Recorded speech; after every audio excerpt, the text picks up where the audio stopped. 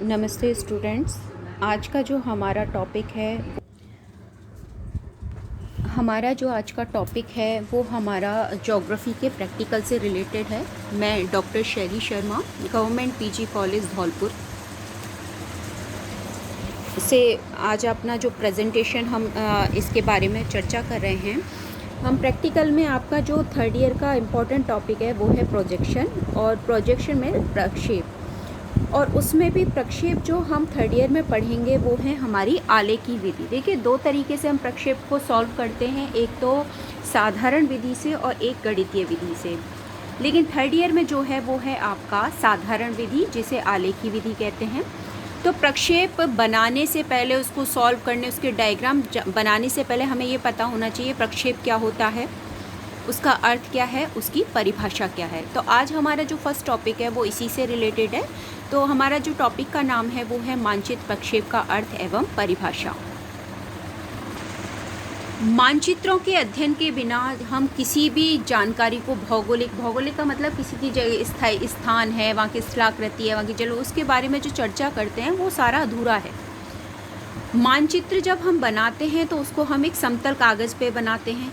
हमने देखा होगा, बचपन से ड्राइंग कागज़ पे करते हैं। उसमें से अगर मानचित्र की बात करें तो प्रत्येक मानचित्र पृथ्वी के गोलाकार भाग अथवा उसके किसी अल्प भाग का प्रदर्शन करता है। अब गोलाकार भाग मतलब पृथ्वी जो हमारी बनाते हैं ग्लोब पे, वो गोल है, और उसके अलावा हमें पर्टिकुलर किसी एक क्षेत्र की चर्चा करनी है तो उसके लिए हमें कुछ और भी यूज़ करना पड़ेगा, तो उसको किसी और आकृति से हम दर्शा सकते हैं। पृथ्वी के इसी गोलाकार भाग के प्रदर्शन के लिए प्रक्षेप की सहायता लेनी पड़ती है। प्रक्षेप की सहायता से ग्लोब के अक्षांश और देशांतर रेखाओं के क्रम को एक समतल कागज पर अलग अलग रूपों में परिवर्तित कर दिया जाता है, जिससे मानचित्र तैयार कर लेते हैं। तो मानचित्र एक्चुअली में अक्षांश और देशांतर रेखाओं के जो जाल को हम समतल सतह पे बना रहे हैं वो मानचित्र है। अब मानचित्र बन गया तो इसमें प्रक्षेप क्या है? तो प्रक्षेप का जो मीनिंग है वो है प्रक्षेपित करना, मतलब किसी चीज़ को किसी कागज़ पे दिखाना, किसी कपड़े के किस क्षेत्र पे दिखाना। जैसे आप पिक्चर देखने जाते हैं ना, सबसे सिंपल उदाहरण मैं आपको देती हूँ। हाँ, पिक्चर देखने जाते हैं, किस में? टीवी वाला नहीं, मैं बात करूँ पिक्चर हॉल वाली। तो पीछे से एक लाइट आ रही होती है और वो लाइट जाके पर्दे पे गिरती है और फिर हमें पिक्चर चलती हुई दिखाई देती है। वो सबसे अच्छा उदाहरण है प्रक्षेप का। प्रकाश की सहायता से प्रदर्शित किया है ना, वहाँ पे पीछे से लाइट डाली, उस लाइट से पर्दे पे वो चलचित्र चलना शुरू हो गया, तो इसी को हम प्रक्षेप भी कह देते हैं। तो ग्लोब की आकृति को अक्षांश देशांतर जैसी, देखिए अक्षांश और देशांतर कोई वास्तव में आकाश में खिंची हुई लाइनें नहीं, काल्पनिक रेखाएं जिनका जाल बनाकर तैयार किया जाता है।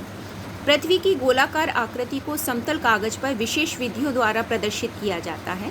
इस प्रकार ग्लोब को प्रक्षेपित करने की क्रिया प्रक्षेप है। ग्लोब पे जो भी अक्षांश देशांतर रेखा और उनके मध्य में जो जो क्षेत्र पड़ेंगे उनको हम किसी कागज़ पे या किसी कपड़े के ऊपर हम प्रदर्शित करें, वो प्रक्षेप हो जाता है। अब देखिए, प्रक्षेप जो है समतल पत्रक पर चित्रित करने का साधन मात्र है। समतल पत्रक, अब समतल क्या हो सकता है आपका? मान लीजिए एक मिनट, कोई समतल ये कागज़ हो सकता है, ये कपड़े की चादर हो सकती है, किसी पे भी, जैसे मैंने आपको पिक्चर हॉल का उदाहरण दिया था वो भी हो सकता है। अगर डेफिनेशन की बात करें तो अक्षांश तथा देशांतर रेखाओं के क्रमबद्ध जाल को प्रक्षेप कहते हैं। ये आप विशेष रूप से याद कीजिएगा, क्योंकि ये किसी भी एग्ज़ाम को आप फाइट करते हो तो आजकल ये ज्योग्राफी में ऐसा नहीं है कि बुक से रिलेटेड ही सवाल आते हैं, आजकल प्रैक्टिकल में से भी सवाल आ जाते हैं, और ये बहुत ही कॉमन क्वेश्चन है। अक्षांश क्या है, देशांतर क्या है, या अम्योत्तर रेखा क्या है, प्रक्षेप क्या है, मानचित्र क्या है, तो ये छोटी छोटी चीज़ें आपको पता होनी चाहिए। दूसरी, ग्लोब की अक्षांश तथा देशांतर रेखाओं के जाल पर प्रकाश डालकर प्राप्त की गई छाया को प्रक्षेप। प्रकाश डालकर, मैंने आपको पिक्चर हॉल का उदाहरण दिया था, या आप देखिए हम जब सूरज निकल रहा होता है, हम रास्ते में चल रहे होते हैं तो पीछे से आता है तो हमारी परछाई आगे की ओर पड़ती है, साइड से आता है तो दूसरी तरफ पड़ती है, तो वो भी प्रकाश की सहायता से जो परछाई दूसरी सतह पे पड़ रही है, उसी तरीके से हम प्रक्षेप को कह सकते हैं। तीसरी, पृथ्वी के पूर्ण या किसी भाग को अक्षांश तथा देशांतर काल्पनिक रेखाओं की सहायता से प्रसारित प्रक्रिया को ही प्रक्षेप कहते हैं। तो ये अब 3 परिभाषाएं हो गई। तो इन सब परिभाषाओं से हम एक कंक्लूजन निकाल सकते हैं कि प्रक्षेप की एक उचित एवं स्पष्ट परिभाषा अगर दें तो वो क्या होगी? संपूर्ण पृथ्वी अथवा उसके किसी निश्चित भाग के नियमित रूप से किसी समतले कागज पर निश्चित मापक के अनुसार, देखिए ज्योग्राफी में अगर आप कोई डायग्राम बनाते हो, कोई भी मानचित्र बनाते हो और उसमें मापक नहीं है तो वो एक ड्राइंग शीट है। वो ज्योग्राफिकल शीट तभी कन्वर्ट होगी जब हम उसे किस में कन्वर्ट करेंगे, मापक के अनुसार लाइनें खींचेंगे। ठीक है। अक्षांशीय एवं देशांतरीय रेखा जाल को जिसमें स्थित प्रत्येक बिंदु अथवा स्थान अपनी अपनी धरातलीय स्थिति के अनुरूप हो मानचित्र प्रक्षेप कहलाते हैं। ये आप याद रख लीजिएगा। ठीक है। तो वेरी इंपॉर्टेंट डेफिनेशन। ठीक है।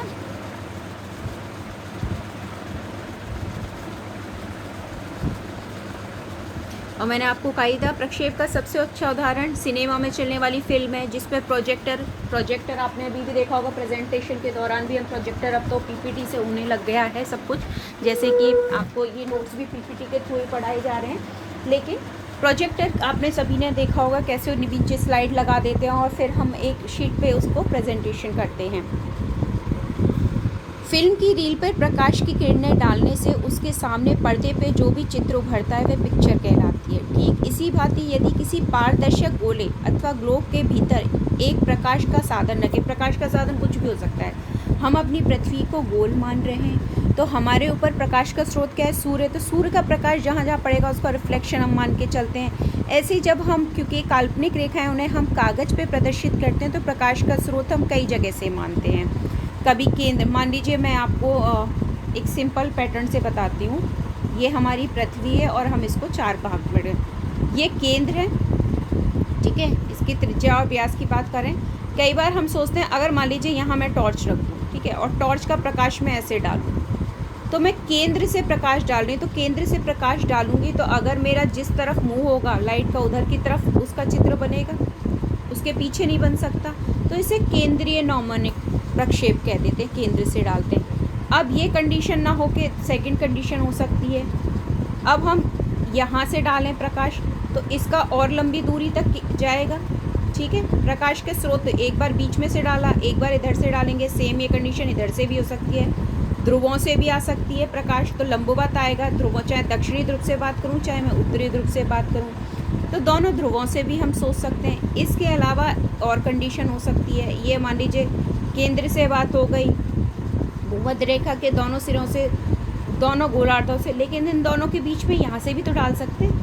इसे तिर्यक, यहाँ से अगर लाइट जल रही है तो इसका प्रकाश ऐसे ही तो फैलेगा, तो ये तिर्यक प्रक्षेप में आ जाता है। तो प्रकाश कहाँ से आ रहा है और उसके प्रकाश के द्वारा उस चीज़ का रिफ्लेक्शन किस तरफ जा रहा है, ये हम प्रक्षेप के माध्यम से, डायग्रामों के माध्यम से हम इसका अध्ययन करेंगे। ठीक है। तो किसी पारदर्शक गोले अथवा ग्लोब के भीतर प्रकाश के साधन प्रकाश की किरणें इस ग्लोब से गुजारें तो गोले अथवा ग्लोब पर बने चिन्हों, अक्षांश चिन्ह कौन से हैं, अक्षांश और देशांतर रेखाएं का जो प्रतिबिंब कागज पे स्पष्ट दिखाएगा उसी को हम प्रक्षेपण को ही क्या कह देते हैं, प्रक्षेप कहते हैं। तो इस प्रकार प्रक्षेपों का निर्माण प्रकाश की छाया या गणित दोनों ही आधार पर, मैंने आपको कहा था दोनों आधार पर कर सकते हैं, गणितीय आधार पे या प्रकाश की छाया के आधार पे, जिसे हम आलेखी विधि या साधारण विधि कहते हैं। लेकिन आपके सिलेबस में आलेखी विधि है 3rd ईयर में और MA प्रीवियस में हम गणितीय विधि से समझेंगे। तो आज हमने आज ये समझा कि मानचित्र में प्रक्षेप क्या है, प्रक्षेप कैसे बनता है, प्रक्षेप किसे कहते हैं, प्रक्षेप की कुछ परिभाषाएं। अगले टॉपिक में हम पढ़ेंगे प्रक्षेप कितने प्रकार के होते हैं या प्रक्षेप बनने की प्रक्रिया क्या है। तो हम अगली क्लास में मिलेंगे। आज के लिए सिर्फ इतना ही।